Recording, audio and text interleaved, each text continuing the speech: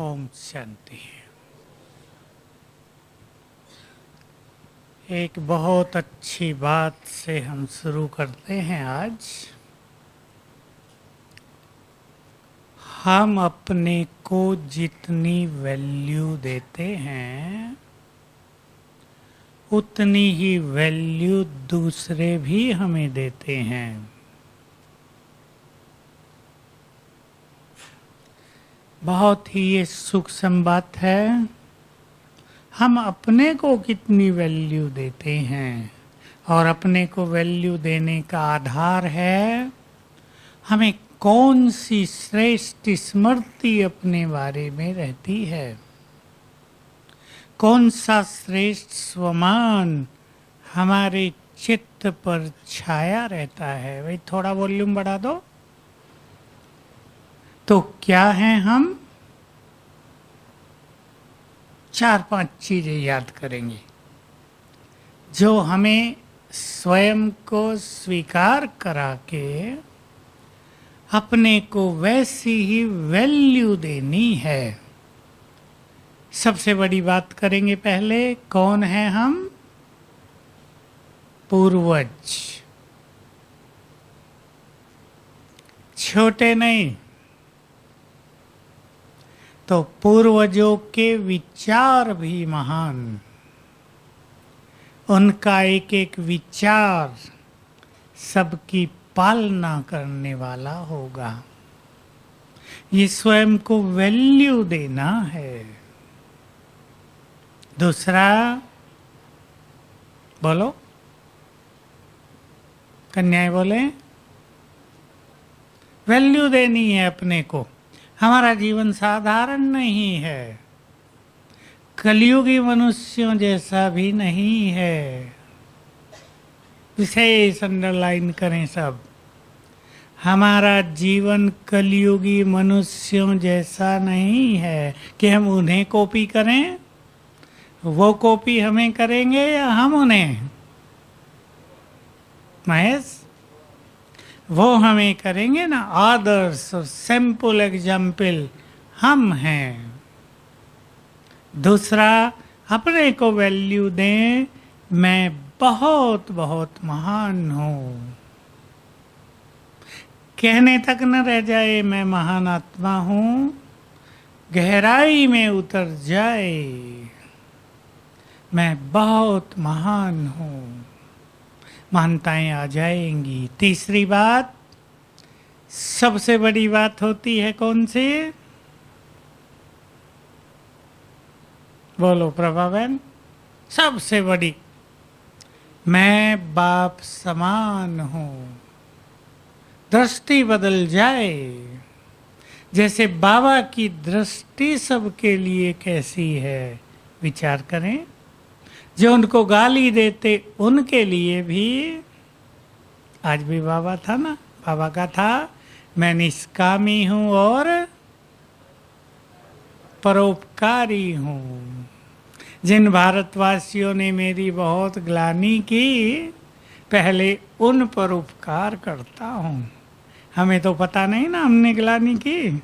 हम तो बड़े खुशी से गाते थे, जिधर देखता हूँ तू ही तू है। बड़ी मस्ती से गीत गाते थे। तेरा ही नज़ारा दिखता है पंकज, तेरे सिवाय कुछ दिखाई नहीं देता हमें।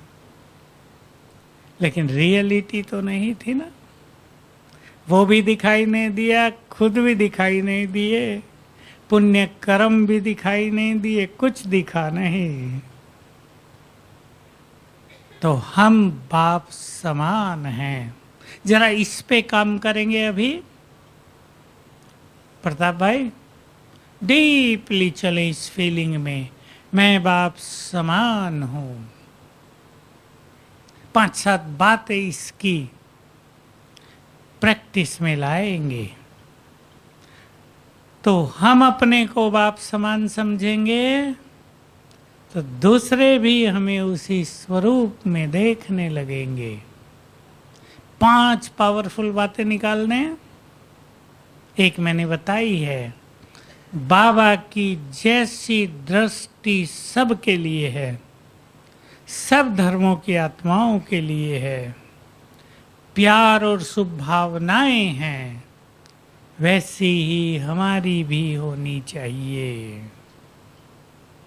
दूसरा, दो मैं बताता हूं, फिर आप चिंतन करेंगे।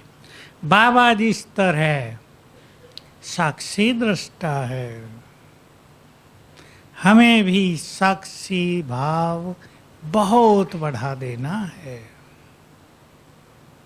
बोलो अब आगे की बात। कल्याणकारी, बाबा जैसा कल्याणकारी, हम भी वैसे ही कल्याणकारी। और आगे चलो। पालन करने वाला, बहुत अच्छी बात है ये भी। बाबा सबकी पालना करने वाले हैं। देखो अभी भी आते हैं, मुरली नहीं चलाते, लेकिन पालना बहुत अच्छी करते हैं। सभी आनंदित होकर यहाँ से जाते हैं। और निष्काम सेवाधारी, ये तो और भी बड़ी बात कह दी आपने, क्योंकि सेवा करने वालों में यदि निष्काम भाव आ जाए तो वो सेवा बहुत बड़ा पुण्य हो जाता है, बहुत बड़ा। और सेवा में जब स्वार्थ रहता है तो पुण्य खत्म होते जाते हैं। तो मैं बाप समान हूं, अपनी ऊंचाई को बढ़ाते चलें। इसका प्रभाव देखेंगे कैसा होता है। जो गृहस्थ में रहते हैं उनको भी दिखाई देगा कि अगर हम इस गुड फीलिंग में रहते हैं तो हमारी मनोस्थिति कितनी सुंदर, उसका घर पर, बच्चों पर, काम धंधों पर कैसे सुंदर प्रभाव होता है। आज मेरे मन में संकल्प है एक, हमें अपने योग को बहुत सहज, बड़ा आनंदकारी, बहुत सुखकारी बना देना है। सभी इस बात पे विचार करेंगे। तो क्या विधि हम अपनाएं? लंबी चौड़ी बात नहीं, हम थोड़ी सी बात करेंगे केवल। हम क्या विधि अपनाएं और कब अपनाएं जो हमारा योग सुखदायी हो जाए। योग करने में लगे, आत्मा बहुत गहरे अतीन्द्रिय सुख का रस चखने लगी है। सोने से पहले 5 स्वरूपों का अभ्यास। जो ग्रुप के हैं वो तो सब 5 स्वरूपों को जानते हैं, पर कई नए भाई बहनें 5 स्वरूपों के बारे में अनभिज्ञ हैं। सेंटरों पे ये चर्चाएं बहुत कम होती हैं, टाइम नहीं होता सबको, भागे भागे आते हैं मुरली सुनने, सुनते भाग लेते हैं, छुट्टी का दिन अपने काम के लिए रखते हैं। पहला स्वरूप आत्मा, और इसको ऐसे करेंगे। एक बाबा की मुरली इन 5 स्वरूपों पर बहुत अच्छी चली है। तो बाबा ऐसे कह रहे थे कि अपने सभी स्वरूपों को अपने सामने देखो। एक तो है मैं आत्मा यहाँ हूँ, दूसरा मैं आत्मा सामने हूँ। कैसी हूँ मैं उसको पिक्चराइज करो, चित्र बना दो। वो आत्मा मैं हूँ यहाँ। फिर ये अभ्यास करेंगे। तो पहले अपने 5 स्वरूपों को अपने सामने देखते हुए उन पर चिंतन करेंगे। चिंतन आवश्यक है। चिंतन के बाद, चिंतन के बिना संकल्प शांत नहीं होते। जितना जिसका सुंदर चिंतन आत्मा के बारे में, जैसे मैं आत्मा मास्टर ज्ञान सूर्य हूँ, सामने देखो मुझसे किरणें फैल रही हैं और ये प्रकाश की किरणें संसार से अंधकार को दूर करती हैं। मैं मास्टर ज्ञान सूर्य हूँ, सामने बिल्कुल मुझसे शक्तियों की किरणें फैल रही हैं और ये शक्तियों की किरणें माया के जर्म्स को नष्ट करती हैं। सुंदर संकल्प, ये मैं हूँ। फिर अपने को यहाँ देखें, यहाँ तो रोज ही देखते हैं, सामने देखेंगे अपना देव स्वरूप। दूसरा स्वरूप आदि स्वरूप, ये अनादि, दूसरा आदि। अपने देव स्वरूप का भी चित्र बनाएं और सामने खड़ा कर दे उसको, ये मैं हूं। जितना कोई डिवाइन उसको बना सके, कंचन काया, चमकते चेहरे, तेजस्वी चेहरे। सच तो ये है कि उस जीवन की यहाँ कोई कल्पना भी नहीं कर पाता, वो इतना दिव्य है। सामने देखेंगे, सिर पे डबल ताज है, प्रकाश का ताज भी घूम रहा है चारों ओर, और जैसे शरीर के अंग अंग से भी गोल्डन प्रकाश फैलता है। फैलेगा ही वहां, वो दिखेगा नहीं। ये मैं हूं। उसके बारे में भी सुंदर संकल्प करें। सर्वगुण संपन्न हूं, 16 कला संपूर्ण हूं, संपूर्ण पावन हूं, भरपूर हूं, सुख शांति धन संपदा सबसे भरपूर प्रकृति का मालिक हूं। अथाह सुख शांति संपदा है, ये मैं हूं। फिर जब ये अभ्यास अच्छा हो जाए, अपना ही वो स्वरूप देखें, ये मेरा स्वरूप है। तीसरा, बोलो अब तो बोले, पूज्य स्वरूप। अपना एक पूज्य स्वरूप भी निश्चित कर लें। निश्चित करने से ही अच्छा होगा।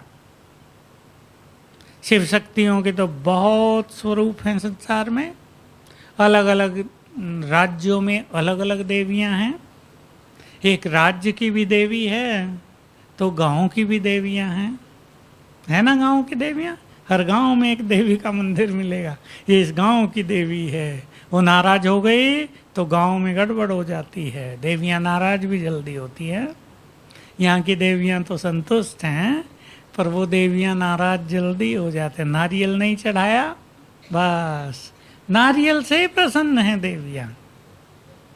मैं भी सोचता हूँ नारियल में क्या ताकत है। भाई मैंने भक्ति आदि नहीं की, मुझे पता नहीं, जिन्होंने भक्ति की वो ज़्यादा जानते हैं। श्रीफल कहते हैं। एक बार मुझे किसी ने कहा, तुम्हारी इस देवी जो है, तुमने तो उसको छोड़ा हुआ 50 साल से, वो रुष्ट है, उस पर श्रीफल चढ़ाओ। मैं कहूँ श्रीफल क्या होता है भाई, कोई फल मिलता होगा? फिर मुझे किसने बताया श्रीफल नारियल को कहते हैं।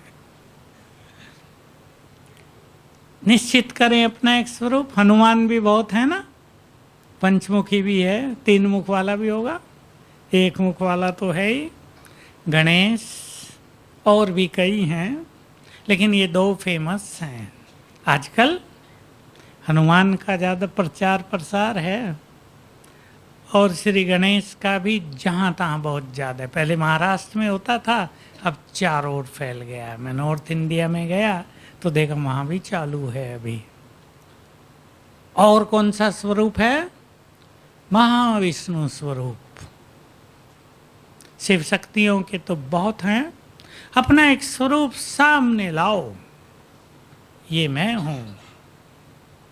उसके बारे में भी सुंदर चिंतन।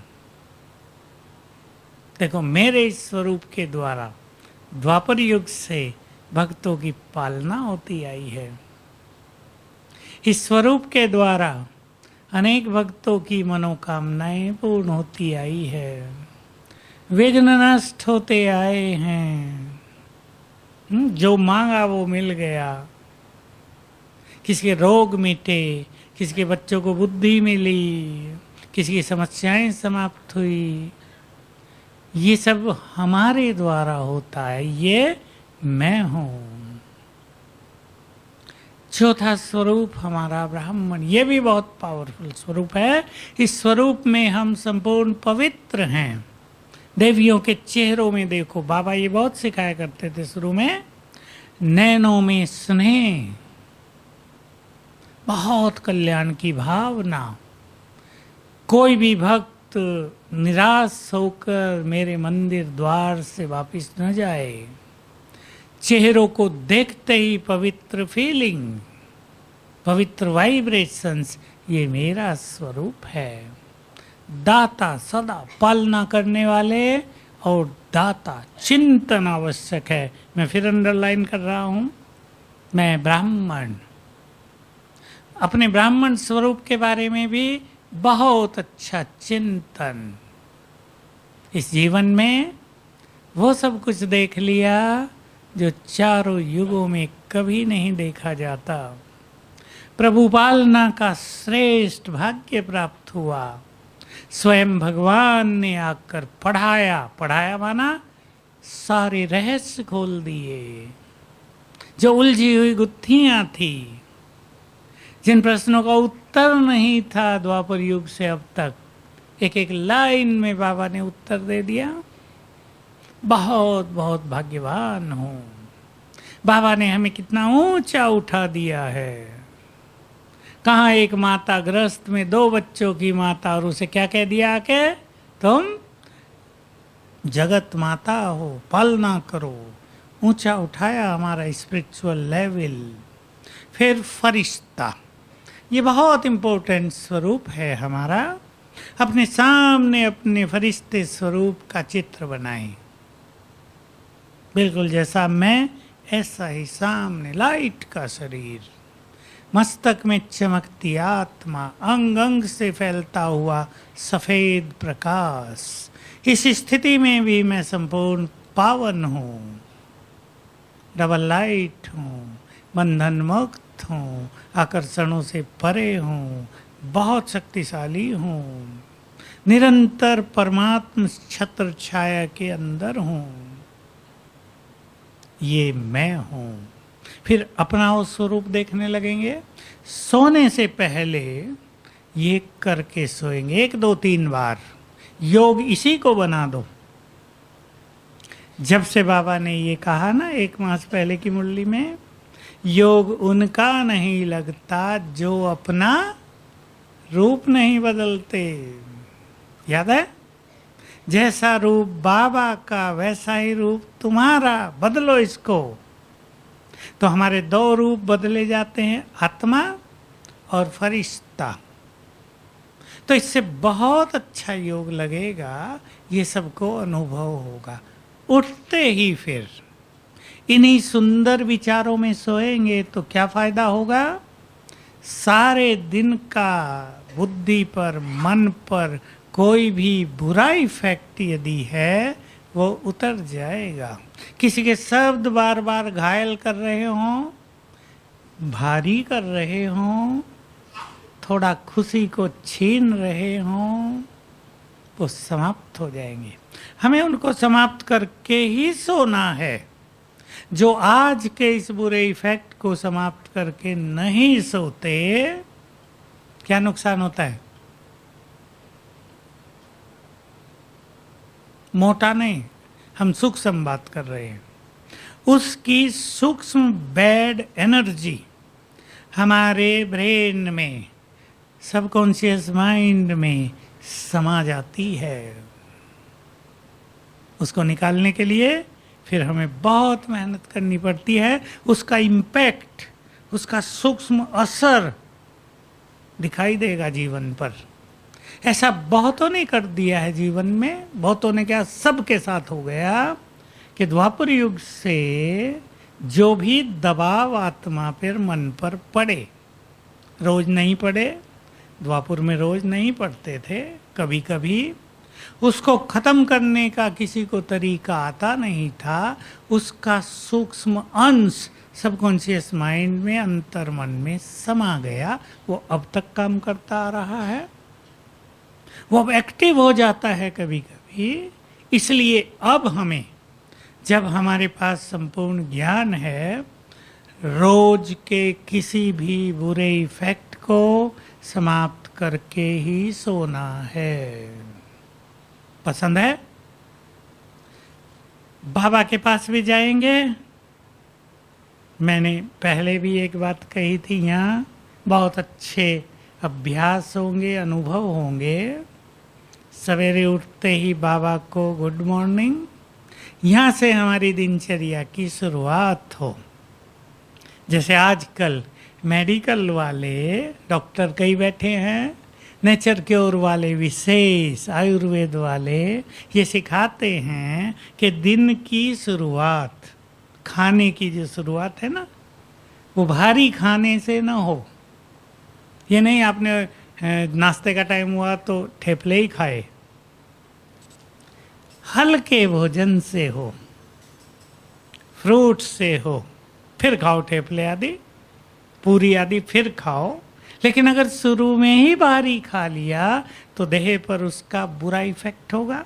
ऐसे ही हमारी दिनचर्या की शुरुआत प्रभु मिलन से हो।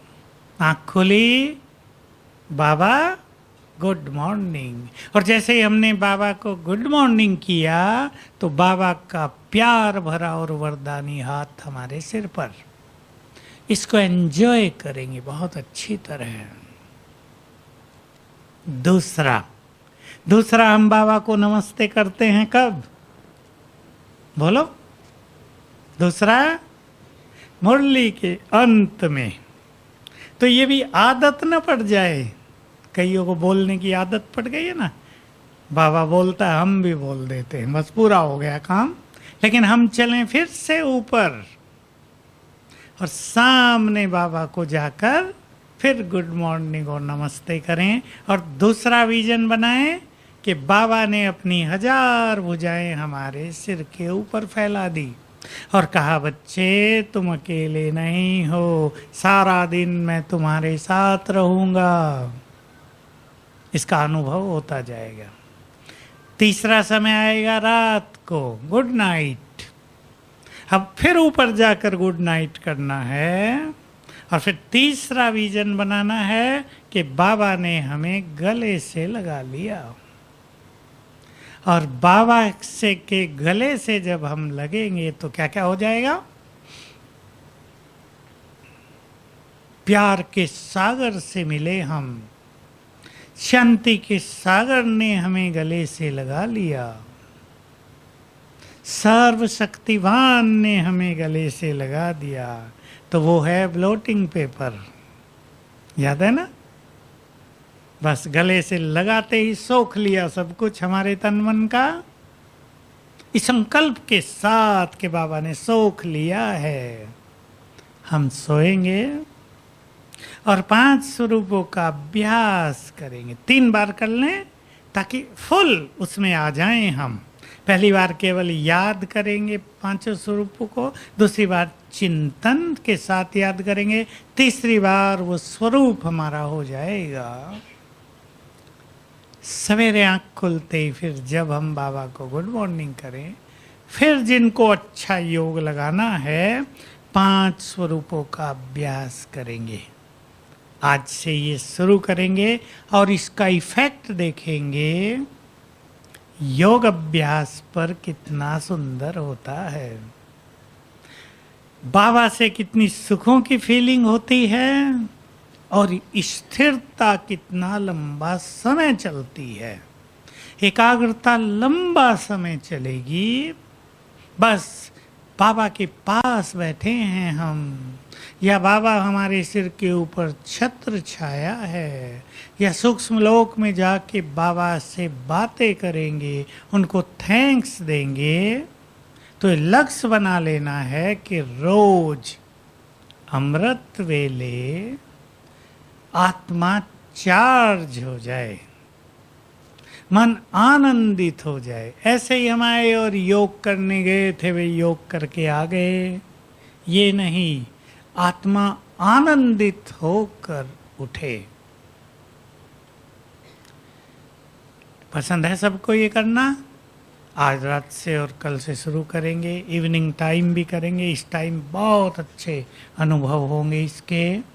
मुरली से पहले जो योग में बैठते हैं वो बैठ के ये अभ्यास करें। कुछ दिन इसको अच्छी प्रैक्टिस में ले आएंगे तो ये नेचुरल होगा और ये हमारा स्वरूप निर्माण हो जाएगा। और आने वाले समय में संसार के लोग हमारे इस स्वरूप को देख पाएंगे, क्योंकि संसार अट्रैक्ट करना है हमें शिव बाबा की ओर। सबको बाबा से जोड़ना है हमें, ताकि सब अपने परम पिता से जुड़कर अपना मुक्ति का अधिकार तो ले लें। जीवन मुक्ति वाले अलग, पर मुक्ति तो सबको चाहिए। तो जब तक हम इन स्वरूपों को धारण नहीं करेंगे, आत्माएं हमें स्वीकार नहीं करेंगी। और हमें स्वीकार करना माना बाबा से जुड़ना। देखो, आप सब जानते हैं संसार के दो बड़े धर्म, क्रिश्चियन और मुस्लिम, दोनों ही बहुत बड़े हैं। फरिश्तों में विश्वास करते हैं, फरिश्तों की बात को वो इनकार ही नहीं कर सकते।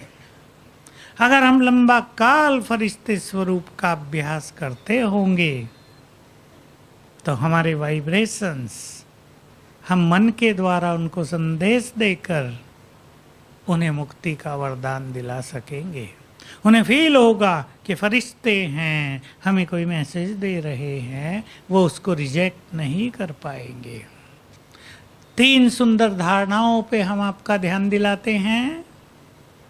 इसको कहा गया 3 सी, ABC सी। पहला, नो क्रिटिसिज्म, क्रिटिसाइज करना नहीं, दूसरे की आलोचनाओं में समय नहीं बिताना है। दूसरा, नो कंपैरिजन, तुलना नहीं। तीसरा, नो कंप्लेंट्स, कंप्लेनिंग नेचर, दूसरों की शिकायत करते रहना, अपनी भी शिकायत करते रहना। इन तीनों से हमें बचना है। आलोचना पे ध्यान दें हम। क्या हमें आलोचना पसंद है? हमने गलत काम भी कर दिया हो ना, तो भी हम क्या चाहते हैं? अब लोग कुछ कहें नहीं, गलती तो हो गई। लेकिन अगर 4 लोग कहने लगे तुमने क्या किया, तुम इतने अच्छे ज्ञानी, इतनी अच्छी सेवा करते हो, इतने साल से समर्पित हो, तुमने भी ये कर दिया, तो हमें कितना बुरा लगता है। क्रिटिसिज्म, बाबा ने इन तीनों धारणाओं पे बहुत ध्यान दिलाया।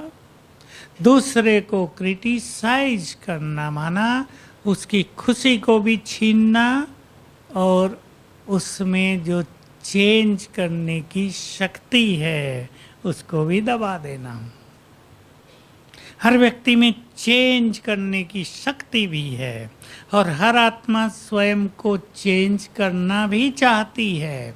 लेकिन यदि किसी को आलोचनाओं का बहुत सामना करना पड़े तो कई लोग इससे निराश होते हैं, खुशी नष्ट करते हैं। लेकिन कुछ लोग ऐसे होते हैं, हमें ऐसा बनना है जो अपनी आलोचना सुनकर अपने को करेक्ट करके और पावरफुल हो जाते हैं।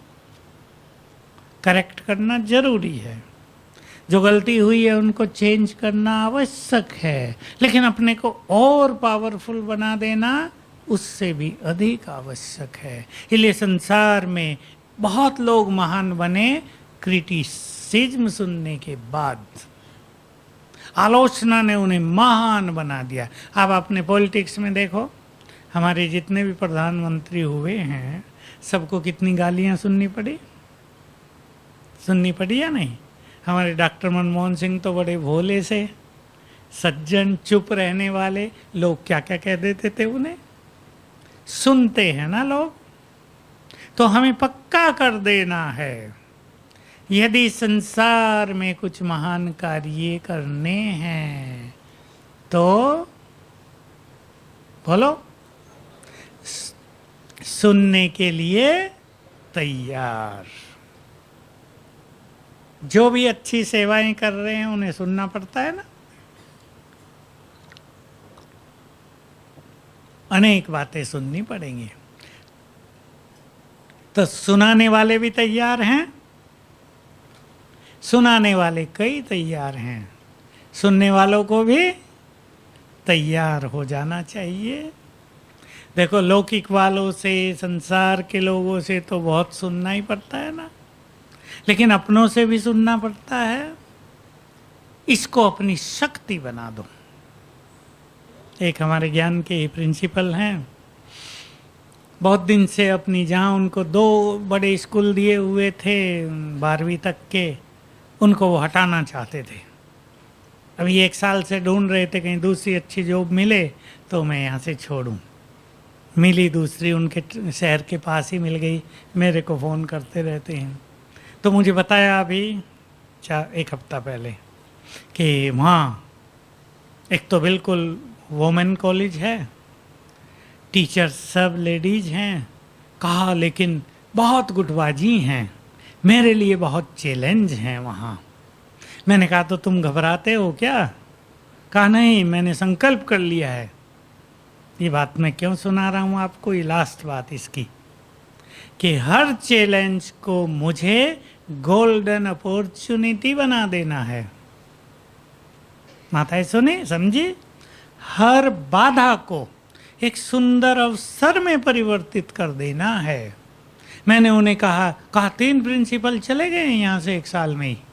मैंने कहा तुम्हें जाना नहीं है, तुम्हें ऐसा करना है कि आने वाले प्रिंसिपल्स के लिए भी एक मार्ग तैयार करके जाओ। हो सकता है ना? हम सभी के पास स्पिरिचुअल पावर है। हम अपनी शुभ भावनाओं से दूसरे को एनकरेज करके, उन्हें अप्रिशिएट करके, उनकी योग्यताओं को यूज करके, यही तो बाबा ने सिखाया ना, दूसरे की योग्यताओं को यूज करो, किसी को रिजेक्ट ना करो, एक्सेप्ट करके एक यूनिटी बना दो, यूनाइट कर देना सबको। तो वो बहुत अनुभवी हैं, ज्ञान में हैं बहुत समय से, काहे बहुत अच्छी बात है। दूसरा, नो कंपैरिजन, तुलना। मनुष्य दूसरे से तुलना बहुत करता है, दूसरे को बहुत देखता है, और जो दूसरे को देखता है वो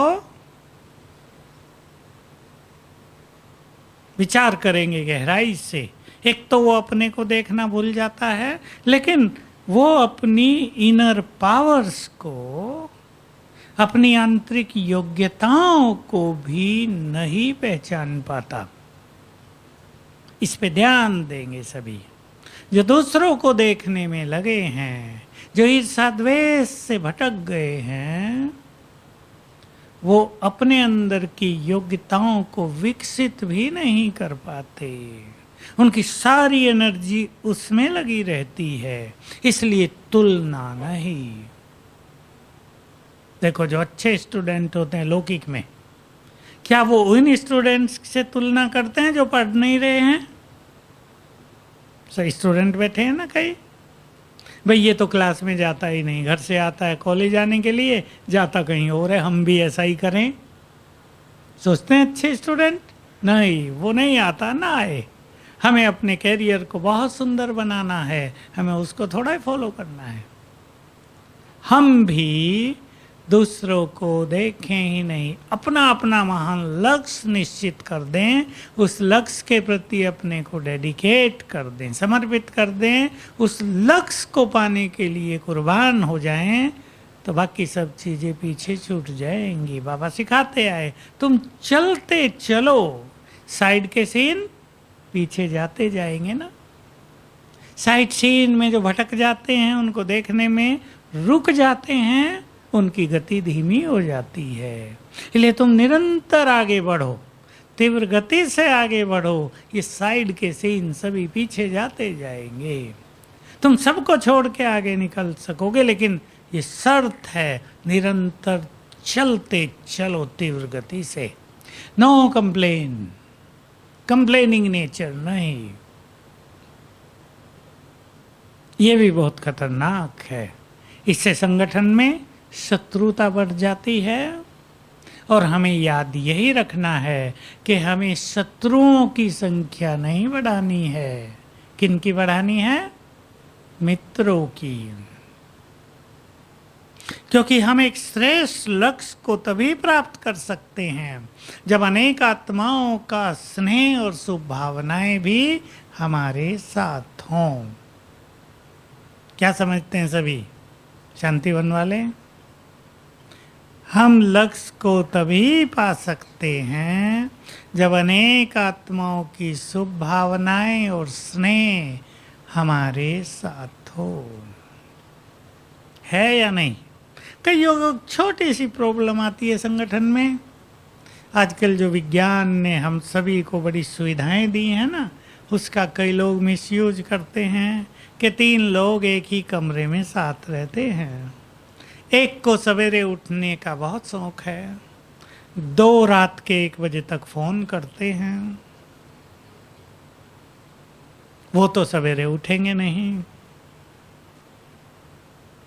वो तो 2 बजे सोएंगे और 9 बजे उठेंगे। ज्ञान योग की छुट्टी, तो कठिनाई होती है ना। सभी ध्यान दें इस बात पर। मैं सभी को जो छोटे हैं उनको सावधान करना चाहता हूं, बिना ज्ञान योग की शक्ति के माया को जीता नहीं जाएगा। वो जाने वाले हैं सब ऐसी आत्माएं जो रात के 1-2 बजे तक फोन में लगे हैं, वो जाने वाले हैं। बुरी बात नहीं कह रहा हूं, सावधान कर रहा हूं। सबको बचना है इस माया से। बाबा ने जो मर्यादाएं हमारे लिए बनाई हैं वो बड़ी कल्याणकारी हैं। टाइम पे सोना, सवेरे उठना, टाइम पे खाना, दूसरों को सुख देना। अभी एक जो बेचारा साथ सो रहा है वो परेशान हो रहा है, बाबा से कह रहा है कब इनसे मुक्ति मिलेगी बाबा मुझे, कहेगा या नहीं? तो एक कल्याण होता है आत्माओं का। बहुतों का हो गया है, बहुतों का हो रहा है। मर्यादा बहुत ध्यान देना है। मैं लास्ट में अब आप सबको फिर सावधान कर देता हूँ। पता नहीं मैं ही सावधान करता हूँ इस बात के लिए और कोई नहीं करता है, कोई बुरा ना माने। हमारा ये समय संगम युग का परीक्षाओं का समय चल रहा है। करते थे, अब वो करते थे ना, अभी होते तो ज़्यादा करते। जगदीश भाई, जैसे सेवा प्रारंभ होने से पहले यज्ञ एक बहुत बड़ी अग्नि परीक्षा से गुजरा था, बेगरी पार्ट। खाने पीने को भी कुछ नहीं रहा। सोचो भगवान जो दाता है उसके बच्चों के पास कुछ नहीं है। लोग सोचते थे क्या हो रहा है, बाबा है भी या नहीं, लेकिन वो परीक्षा ले रहा था बाबा, ताकि अग्नि में तप कर शक्तिशाली आत्माएं बाहर निकलें, कच्चे जाएं। ऐसे ही अब ये 3-4 साल परीक्षाओं के साल हैं।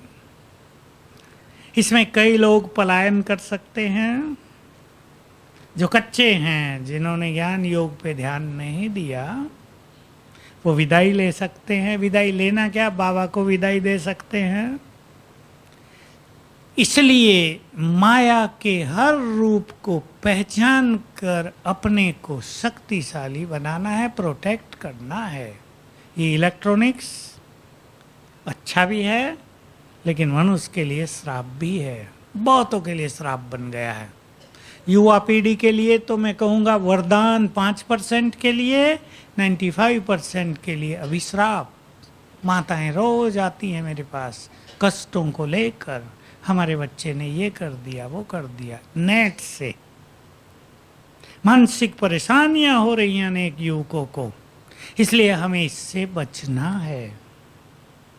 एक और तो व्यसनों में युवक जा रहे हैं, लेकिन सबसे बड़ा व्यसन तो इंटरनेट का है। इस पे गंदगी बहुत है। तो इस परीक्षाओं के काल में हम सभी फुल पास होकर बाहर निकलें, माया जीत होकर बाहर निकलें। फिर ऐसी आत्माओं के द्वारा होगी बाबा की जय जयकार। तो जय जयकार से पहले ये भी ड्रामा का प्लान है, कच्चों को जरा विदाई दे देना, ताकि कोई ये ना कहे जय जयकार में कि भगवान के बच्चे ऐसे भी होते हैं क्या। तो जो सचमुच भगवान के बच्चे हैं उन्हें उसका स्वरूप दिखाना ही है। लास्ट बात, मुझे एक बहुत अच्छी बात मैंने कहीं सुनी पढ़ी आजकल में, मुझे बड़ी अच्छी लगी आप सबके सामने, कि देखो प्रकृति में भी साल में एक बार पतझड़ होती है ना। हमारे यहाँ तो खूब सीन दिखते हैं। आप ऊपर से नीचे आओ, पतझड़, सूखा लगता है, सारा पहाड़ सूखा, किसी पेड़ पे एक भी पत्ता नहीं। और फिर नए पत्ते आते हैं, सुंदर। एक साल में प्रकृति भी अपने को बदलती है, हमें भी बदलना है अपने को। इसको अपना एक नेचुरल संस्कार बना दें कि हम अपने को बदलते चलें। हम तो प्रकृति के मालिक हैं। मालिक बदलेंगे तो प्रकृति तेजी से परिवर्तित हो जाएगी, सुखदायी हो जाएगी। तो सभी इन 3 धारणाओं पे बहुत ध्यान देंगे। ये हमारी चीजें नहीं हैं। जन्म जन्म दूसरों को देखते आए, अब अपने को देखेंगे। सारा संसार तुलना में ही तो लगा हुआ है। हम तुलना करेंगे किससे? बाबा के संपूर्ण स्वरूप से, जो हमें अपनाना है। कितना अंतर रह गया है ये तुलना और आलोचना आदि, ये छोटी चीजें हैं। शिकायत आदि करना, ये छोटी चीजें होती हैं। इन सब में वो लोग लगे रहते हैं जिनके जीवन का कोई महान लक्ष्य नहीं होता। इसलिए समय हमारी इंतजार कर रहा है। सूखा पड़ गया है संसार में, स्थूल में भी सूखा पड़ा हुआ है। खुशी, सुख, शांति, प्रेम का भी अकाल पड़ता जा रहा है। हमें इस संसार में पुनः हरियाली लानी है। आज थी ना बाबा की मुरली, कांटों का जंगल, आग लगेगी इसको। तो सभी बहुत अच्छा योग करेंगे ताकि हमारे योग के वाइब्रेशंस ब्राह्मण परिवार को भी जाएं, संसार को भी जाए। रमेश भाई को भी ऑपरेशन हो गया है, पता चला ना, आप सबको गिर गए थे, चोट लग गई। अब हम ये योग उनको और दादी जानकी को समर्पित करेंगे। दोनों को जो भी शारीरिक कष्ट है, कोई पेन न हो। हीलिंग तो हो ही जाएगी अच्छी, लेकिन पेन न हो। तो चलें अब सभी परम धाम में पावरफुल योग करेंगे। 5-7 मिनट हैं हमारे पास। सर्वशक्तिवान की किरणों के नीचे मैं बाप समान, शक्ति संपन्न,